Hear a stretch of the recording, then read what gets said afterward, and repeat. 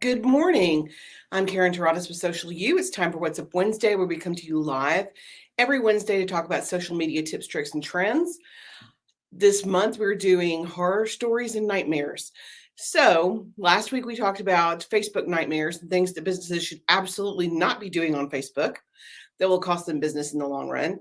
And today we're going to talk about Instagram horror stories and things that you should not be doing on Instagram that will cost you business. And I've got a couple of announcements for Instagram also. There's a couple of big things that have happened recently that I don't think people know about. So we're going to talk about them today. I'll probably do reels on them as well. So with that being said, let's go ahead and get started. Let's jump in. Okay. So there's 7 on the list today. Okay. Please don't. Number 1, low quality video or photo. There is absolutely no excuse for that in 2021 when there is Canva for free or even a paid version of Canva for $12 a month, which you cannot beat. There is no excuse to have gritty, grainy, watermark photos. There's not. And if push comes to shove, take your own picture. I mean, come on, the new, most people's iPhones take better pictures than cameras. So there's just no excuse for it. Now, sometimes a little bit gritty behind the scenes works great on Instagram for stories, or it may look great as a reel, but it can't be your default go-to. Sometimes it just, even if it's a little bit goofy behind the scenes, the clarity still needs to be there. People still need to be able to see it. Okay, number 2, too many hashtags. Okay, this is called hashtag stuffing, and it's when people put 30 or more hashtags in a single post that are kind of random just so that they can get in front of other people. I see where they will use trending hashtags that don't have anything to do with what they're posting. So if I put hashtag Doritos on my post, I'm not talking about Doritos. That doesn't have anything to do with what I'm doing. Make sure your hashtags are relevant to you and your business. Make sure you're using, I call it the rule of 3, where you have some that are a little bit bigger industry based, some that are more specific to you in your area where you are geographically, and then some that are very specific to you, like your company name or your tagline, so that when people look for you specifically, your stuff will pull up. Big announcement on hashtags if you guys will stay with me till the end. Number 3, having some content that is just too salesy. You are wearing your audience out. It drives people crazy for them to see constant, this is what I'm selling, this is what I'm offering. The whole purpose of social media is to be social. It's to educate, inform, and entertain. Now, out of the time that you are posting, about 20% of the time you can get totally salesy and tell people what you do. Because, in my opinion, if you do what you do and you're good at it, you are doing them a disservice if you don't offer it to them. Now, does it mean you need to offer it every day, 6 times a day? No, please don't do that.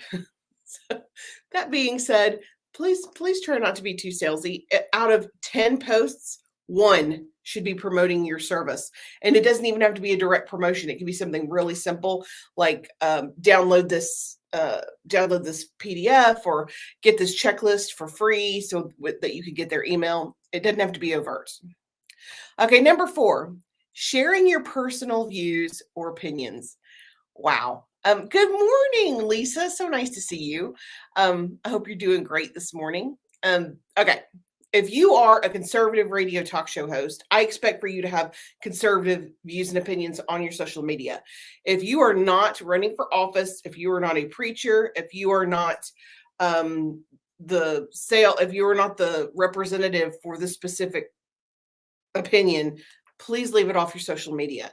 Now, I'm not saying don't take a stand. If you believe in Pride Month and you want to talk about it online, I believe you should do that. But you can't interject your political or your personal opinions into every post, and it doesn't need to be all over your social media. It's aside from the fact that even people who agree with you, you will wear your audience out. So is it okay to take a stand? Absolutely. Is it okay to kind of force your opinion on people on the daily? Please, no, absolutely not. That is absolutely, definitely a nightmare. Okay, number 5, ignoring comments and DMs. Now, I know you guys have heard me say this before many times. It costs money and time and energy to cultivate your following and get people to talk to you. So when you do that and you don't respond to them, you're you're basically leaving money on the table. They are taking their time and energy to send you a direct message or ask you a question or comment. You need to respond to them. It's very frustrating. And the younger the user, especially this youngest generation, the Zs, the Zoomers, when they engage with a brand and the brand doesn't engage back, they're done. They're out.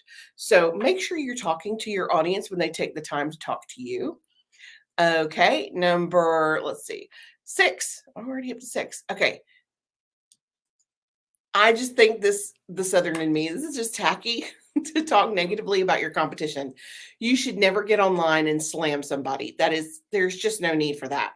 Now, if you're buddies and you want to mention them and they are fully aware and you're transparent, I think that's okay. So for me to be able to talk about another social media manager, I would say it in a way of, hey, I know this person. I love her. She does good work. But I would never in a million years come on here and try to slam another company. That's just yuck. And it makes you look petty and bitter. I mean, seriously, nobody wants to hear or see that. It's like talking bad about your old boss to your potential new boss in an interview. Just don't do that. No, that's just not good. Okay.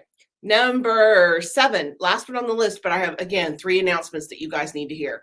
Exclusionary content. Okay, what does that mean? Exclusionary content is content that is it purposely offends and discriminates against people based on their race, gender, religion, or appearance. Just not a good idea. You don't want to have, and you can have massive, massive fallout. There have been brands who have posted content, major brands that have posted content they didn't think was offensive until they put it out there and their audience went nuts. And there are actually advocates on TikTok that make it their mission to take down people who are being exclusionary online. And I mean mission, like they will find out where the person works and let their boss know. They'll contact their spouse. I mean, people can take anything to the extreme. So you don't want to purposely discriminate based on gender, religion, race, or appearance. It's not a good idea. It's not a good practice. Okay. And those are the 7 Instagram nightmares. And these are statistically based on research done from Instagram, these are the most upsetting and irritating mistakes for Instagram users. They're the 7 most things that people don't want to see.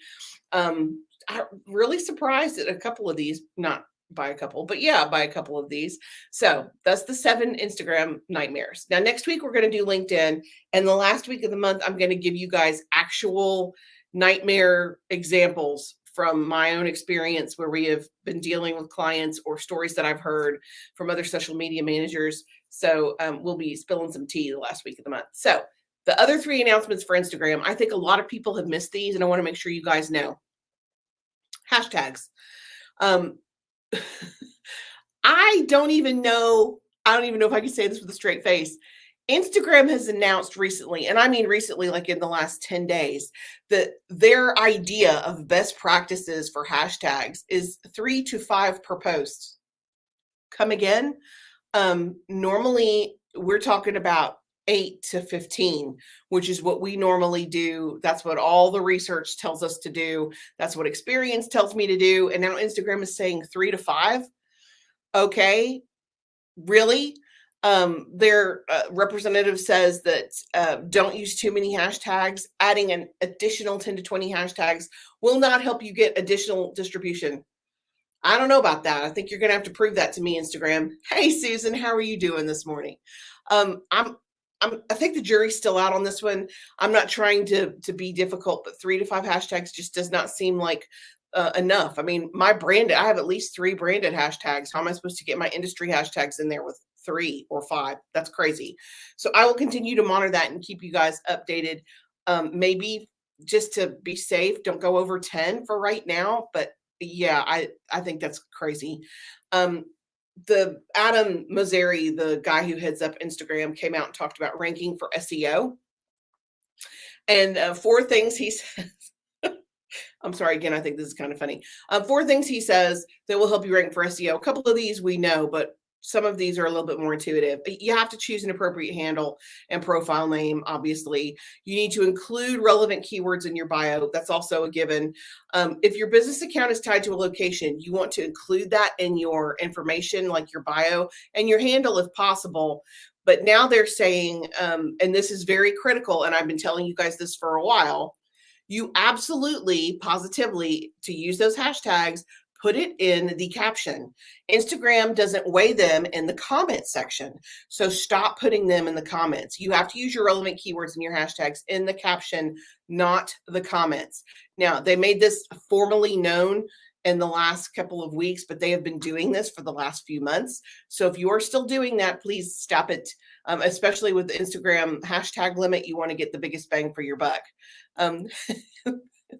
Okay, Susan. Okay. So the last big announcement from Instagram, and I don't know how big this is, rest in peace, IGTV. Instagram just announced that IGTV and feed videos will now be combined into one format. They're going to call it Instagram Video.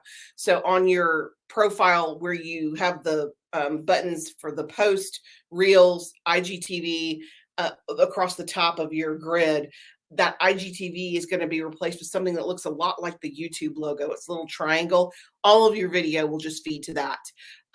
They're just going to make it easier for users to browse an account's video content in one single place. So we'll see how that goes. We do still use IGTV, but I will tell you from personal experience, because again, because of what we do, we have to constantly experiment and test to see what works and what doesn't work. We get the biggest bang from Reels. Instagram is letting many more people see Reels than they are letting people see IGTV, which is probably why they're trying to combine it with something else, because it's not working like they anticipated that it would. Therefore, really and truly, one of the best things you can do are Reels. So aside from the nightmares, 3 big announcements are hashtags. Instagram's telling you to use 3 to 5 hashtags. I seriously don't know how that's going to work. I'll keep my eye on that to keep you guys posted. If you're going to use hashtags and comments or a caption, you have to put it in the caption area. Any relevant keywords or hashtags have to go in the caption area, or Instagram doesn't see it. So if you're putting it in the comments, you're wasting your time. And the third thing is IGT gone in the next day. So that's it for today. If you guys have any other questions, please let me know. I'm happy to respond to questions here. I'm happy to respond to direct messages. Next week, we're going to get into LinkedIn, and we're going to talk about nightmares and what kind of opportunities a bad LinkedIn profile can cost you and how to fix that. And then at the end of the month, we're really going to talk about horror stories. It's close to Halloween. It's time to get scared. So you guys let me know, especially if there's a topic you're interested in for next month. I would love to know too. Probably going to get into holiday promotions, contests, giveaways, sales, and how to promote for Christmas. So you guys, thank you so much for joining me this morning. I will be back again next week. And until then, I'm Karen Taradas with Social You. Thanks.